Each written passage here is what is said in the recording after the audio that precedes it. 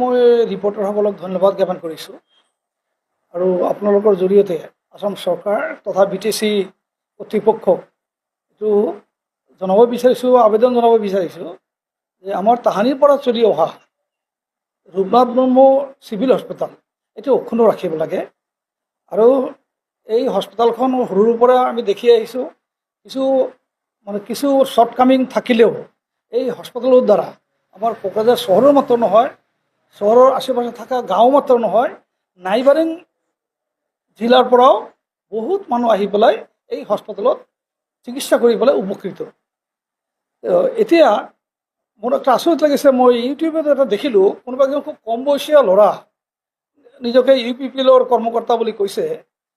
তেওঁ এইটো BPFৰ আন্দোলন, BPFৰ মাটি ভৰিৰ তলত মাটি নাই, BPFে নিজৰ মানে অস্তিত্ব ৰক্ষা কৰাৰ কাৰণে এই ইস্যুটো লৈ পেলাই আগবাঢ়িছে।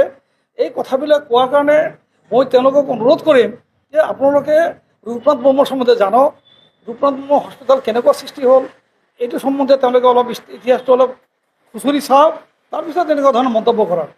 মই নিজে সন্তোষ গুহা কোকৰাঝাৰৰ ছিনিয়ৰ চিটিজেন হয়, আৰু মই একজন কোকৰাঝাৰ ডিষ্ট্ৰিক্টৰ অন্যতম একমাত্ৰ লোকতন্ত্ৰ সেনানী হিচাপে অসমৰ মুখ্যমন্ত্ৰীৰ দ্বাৰা মই পুৰস্কৃত ব্যক্তিও হয়।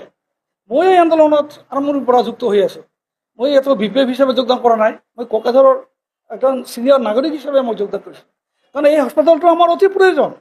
এই হস্পিটেলত যিমানখিনি কাম কাজ চলি আছে, যিমানখিনি ডাক্তৰ ষ্টাফ নাৰ্ছ চলি আছে, ইয়াতো বহুত মানে হিন্দীত যিটো কয় খামিয়া এইটো আছে। এই বিষয়টো লৈ আমি জিলা উপায়ুক্তক বাৰে বাৰে কৈছিলোঁ যে আমাৰ ইয়াত এই ডাক্তৰৰ এই শ্বৰ্টকামিং আছে, MD শ্বৰ্টকামিং আছে, আৰু কিছুমান বিষয়ত আমাৰ আৰু লাগতিয়াল বয় বস্তুৰ দৰকাৰ আছে।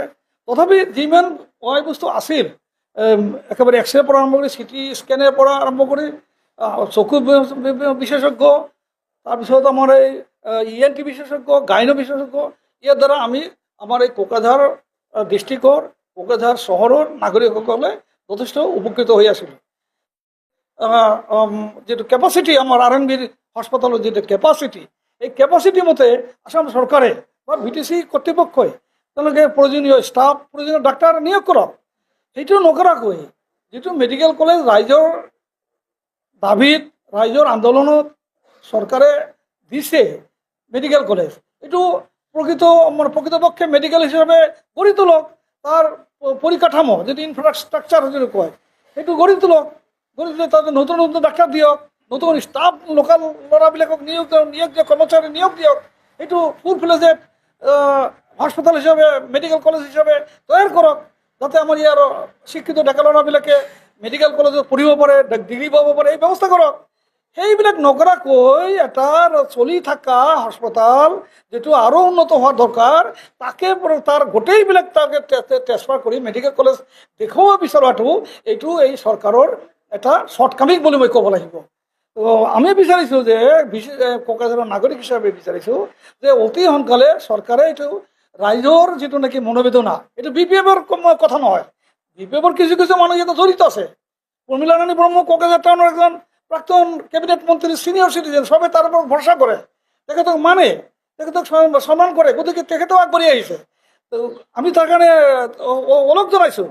কিন্তু এইটো নহয় যে এইটো BPFৰ আন্দোলন, এইটো কোকৰাঝাৰ নাগৰিকৰ বিভিন্ন অংশৰ মানুহ ইয়াতে যোগদান কৰিছে। লাগিলে চৰকাৰে সৰজমিনে তদন্ত কৰি চাওক, মানুহৰ মতামত লওক, টাউনৰ আশে পাশে গাঁৱৰ মানুহৰ মতামত লওক যে এই RNB চিভিল হস্পিটেলটো থাকিব লাগে নে নালাগে।